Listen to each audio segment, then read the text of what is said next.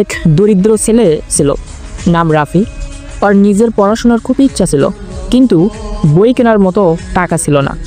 রাতে অন্ধকারে বসে বসে শুধু স্বপ্ন দেখত একদিন বড় হবে, গ্রামের জন্য কিছু করবে।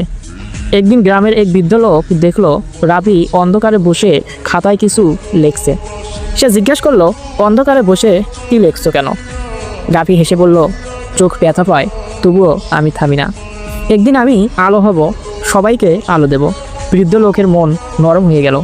পরের দিন সে একটা ছোট প্রদীপ কিনে রাফির হাতে দিল। প্রদীপটা ছিল খুবই ছোট, কিন্তু রাফির কাছে যেন পুরো পৃথিবীর আলো।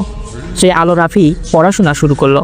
ধীরে ধীরে সে বড় হয়ে গ্রামের প্রথম শিক্ষক হলো।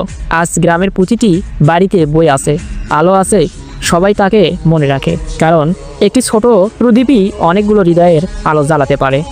বন্ধুরা, গল্পটি কেমন হলো কমেন্ট করে অবশ্যই জানাবেন।